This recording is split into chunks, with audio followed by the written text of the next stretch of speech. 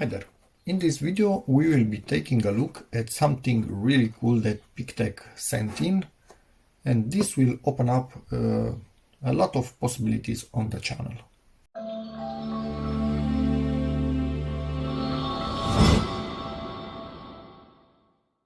Well, the keen-eyed might have noticed digital photo tachometer with laser, 5-digit display. Why is this so cool? Well, you know, many things like this get reviewed from time to time, and they have a certain RPM written on them. Do they meet it? Do they exceed it? Well, now we will find out for good. So let's get into the box. Also, this will put aside a debate for a product that I bought because I need to refurbish some old speakers. This thing, in theory, the bass is rotating. Some say it's just vibrating. This will tell us if it's vibrating or rotating. I'm quite sure it's rotating, but hey, people. So let's get into the box. Okay. Ooh, this is a reflector. Something is telling me that on certain things this needs to be glued. So basically, hey little guy, what are you doing? Searching for a home? On certain things this might need to be cut and have a little piece of it glued on the rotating device. Okay, I'm guessing. I always like to guess and see how close I was or how far in certain situations. Nothing else in here. Full letter, pouch. This is the device itself. Remove the sticker, don't need that anymore. So it can be either powered like this through an adapter, or laser radiation, class 2 laser. Okay, will not be putting my eyes into that thing. From 2 to 99,900 RPM. Okay. Ooh, that's the laser diode right there, and this should be the receptor. Okay, let's get a screwdriver and put in the battery. I'm going to do something. I know about class 1 lasers. Those I think are the ones in optical drives, if I remember right. Those are fairly harmless, if I remember right, that those are the ones. But I don't know exactly about class 2, so I kind of want to read how harmless or not it is, maybe even before putting in the battery. So get back to you in a moment. So basically, pointers seem to be class 2 lasers. Again, optical drives, most of them, at least the ones that I know, are class 1 lasers. CD, DVD and stuff like that. Readers, obviously. Writers, are they a bit stronger than that? Not sure. Anyway, so the idea is don't stare into the beam. If there's just by mistake a tiny bit of reflected light or something like that from it, you should be good to go, but don't stare into it again. Just realized I've been using class 2 products for a while now. For example, this is a class 2. This cheap Chinese thing, I think it's a class 2, it doesn't even tell it. So, I don't like this at all. And this is a class 2, but this string is really bright. So, I think this is at the limit of class 2. It literally starts to get annoying, even from reflections. So this is quite a strong one. Shut off, please. I want you off.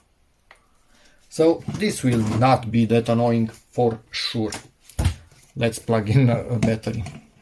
But yep, it's it's good to know what products you are using and that you should take care. But I didn't realize up until now that I have class 2 products, laser products. I prefer the other type that some PeakTech tools have, that you just slide in the battery. Honestly, that's a bit nicer. I think I had the wires under the battery, that was my problem. And my phone's battery is almost gunksky. Okay, wires are in there, make sure you don't catch them with the lid. Put the lid back on. Yes, the foam will keep the battery in place, so no problem about that. Tightened, do not over tighten screws. And oh, we're already on? Yep. Hey, hi there. Cool. Let me show you on the wall. Let's see what happens if we play dumb and directly try to measure something.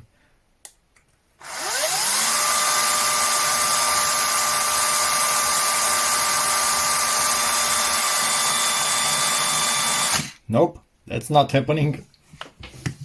Let's see with a tiny piece of this.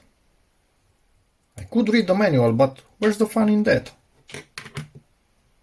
If I'm able to decipher how to use it myself without the manual, that's actually even cooler. And now that I see this in here, I remember basically when I was in university, we had stuff like this on some of our lab equipments. And now I actually realize why they were there, because the teacher was pointing at that. Let me somehow show you. So if I'm pointing in there,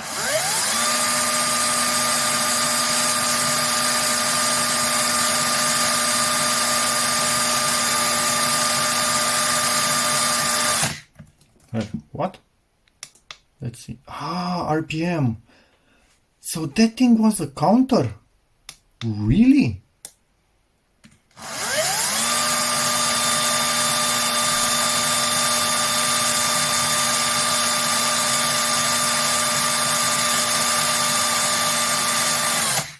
(900 RPM). Okay. And this thing actually can count revolutions. That's actually pretty cool. Let's see.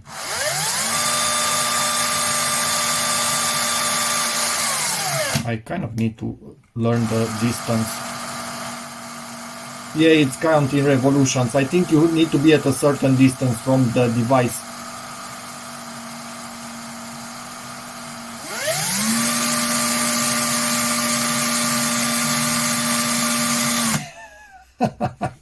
Yeah, this is cooler than I expected. Okay, and now let's read the manual and see how we need to properly do it. And camera, please focus. You need an upgrade. Camera, you need an upgrade. We also have the calibration sheet, as all PeakTech tools, at least the ones that I got, had with them. And let's take a look at the manual. Nope, we don't know enough German to be able to read that.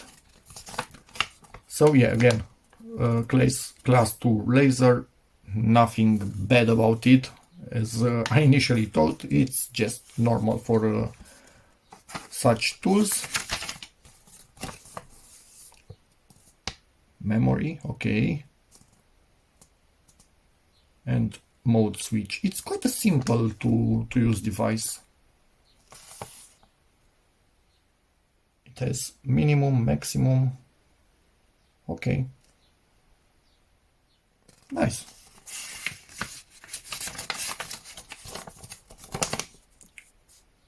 Accuracy, yes. Let's see.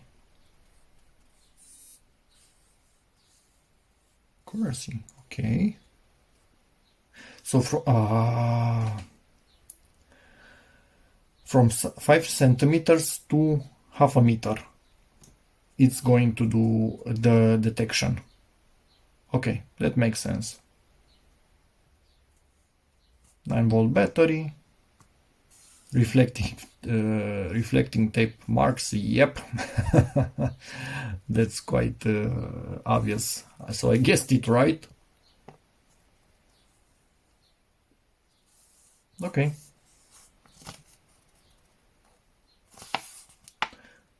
Can measure RPM or count revolutions. I had no idea about the revolutions counting, but yep, that's a bonus for me. So you need to have squares. What I put in there was a bit smaller than a square, so maybe it affected the quality of the measurement itself a fair bit. But I don't think... I need to plug something in here. I'm not sure if it's a good idea to also have the battery at the same time. So I'm going to remove the battery and connect right here and see how it behaves with a power supply connected to it. This one seems to work, so it's a 5.5 times 2.5 internal, and it's center positive, which is kind of the standard in my opinion. Plugs in there.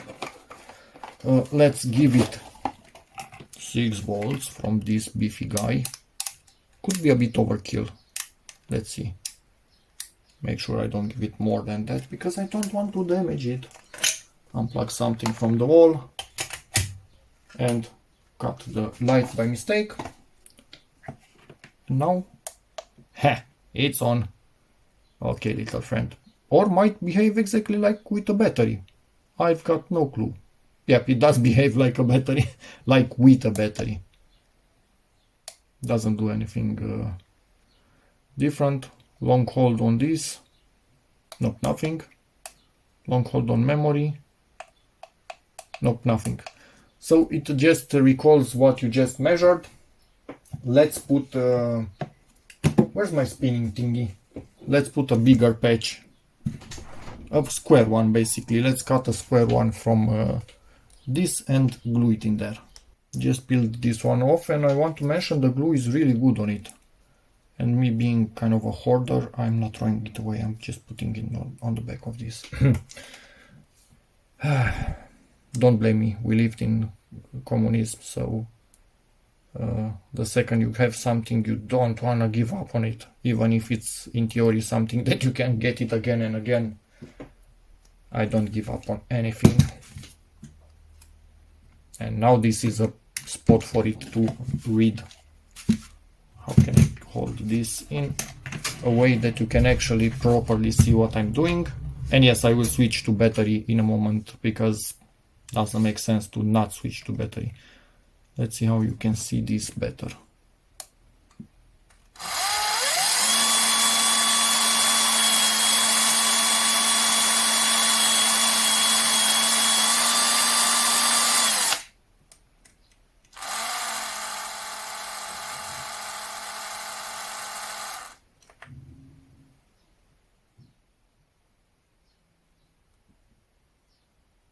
Okay, so it actually takes a bit of time for it to get back to 0, or what's happening here?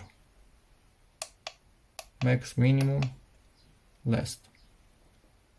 Ah, so the second I remove my finger from... Okay, wait a second, I think...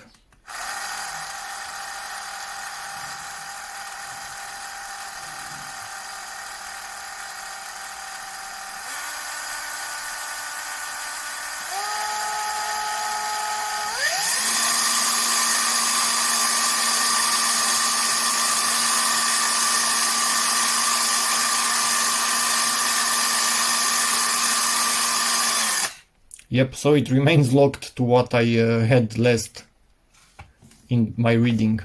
Let's go up and down.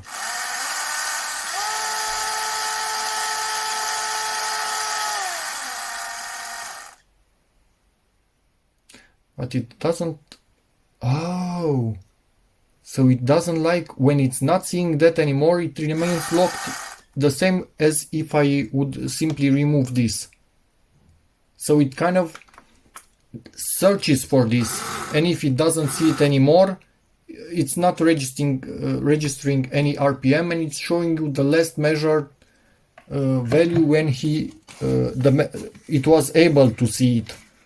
So if you stop this with it out of sight, it remains on the last value, so it will not go to 0 RPM.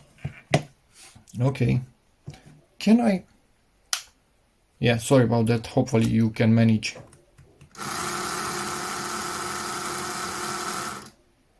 You see, it's not seeing anymore, but if I start to rotate it,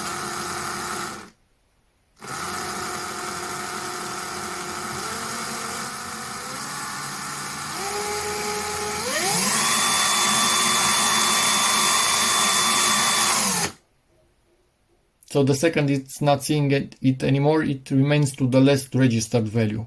Okay, so this is the way it behaves. Let's see, yeah, we are on the highest speed, so this thing isn't reaching its 1400 RPM anymore.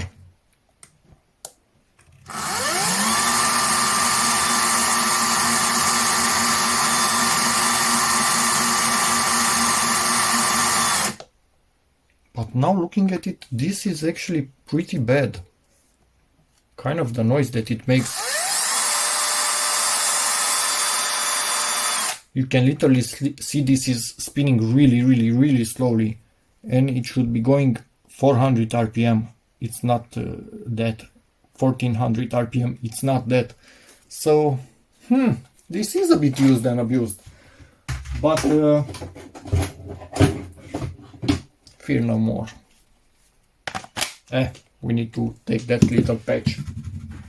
Okay. Bear with me. Patch is coming to the new one. Let's see now what we get. Can you see it? I think you can.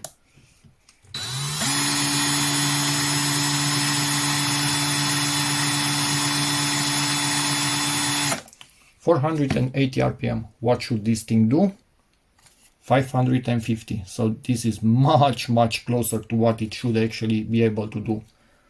But this one, yikes, it went down a lot. But I did abuse it a lot, so yeah, maybe, maybe it's the user, not the tool. So there's that. You know what also makes a tool not reach its power?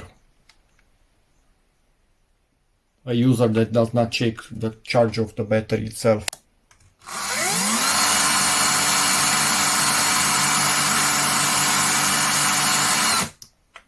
A bit better, but still 300 instead of 400. Let's see second speed.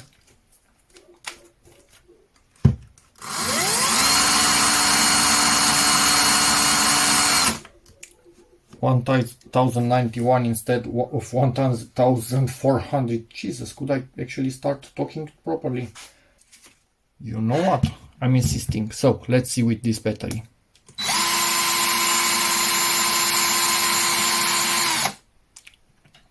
$575 more or less out of 550. But now let's see something even better. Let's bring the big guns. 8 amp power. Finally, fully charged. So we need to beat 575. Will we beat it?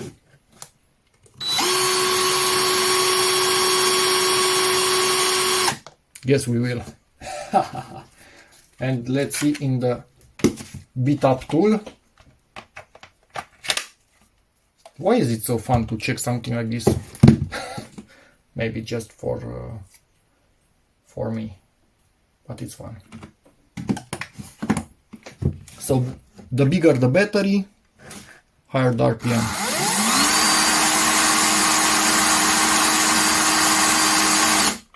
$1,186. So it's still not reaching the max.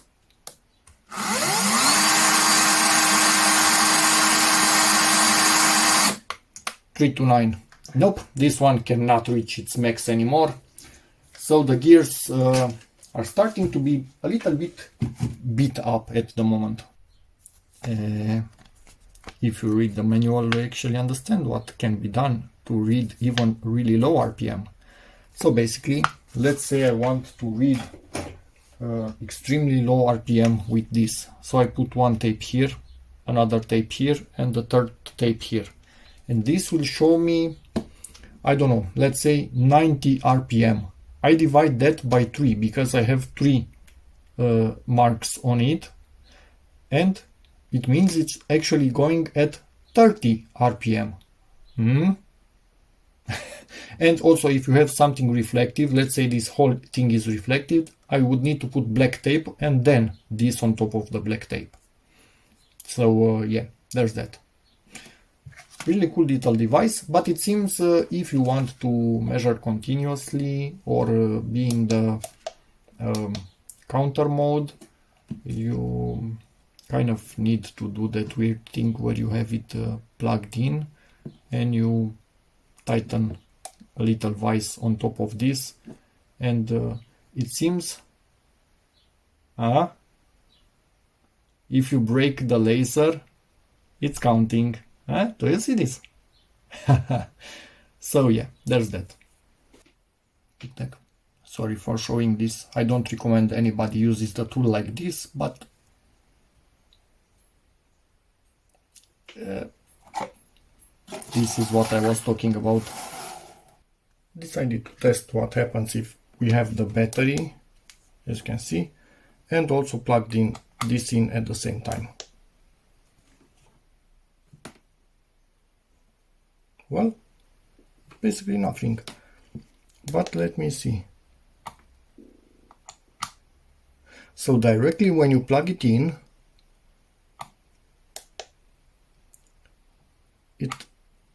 I think it detects it and automatically switches from battery to this, because it turns off. But if it's already on this, it falls back to the battery without shutting off. So yep, we're good to go. So this is a really cool little thing and will be seen on my channel, obviously in reviews where stuff is rotating, and I kind of want to know if the RPM is the one in the product specifications or not. So thanks PeakTech for sending this tool in. For everybody else, if you have any questions, feel free to ask in the comments. I just realized all of this is rubberish. This is rubber. All the blue thing is rubber because it felt nice in the hand. This not, obviously, but all the blue thing is rubber. So yeah, there's that. Sorry for interrupting, I just realized it. Anyway, everybody else, if you have any questions, feel free to ask in the comments. Camera, please focus and hold your focus. Maybe not. Something is up with it. It's not focusing properly anymore. Anyway, that's that. See you in the next video. Bye.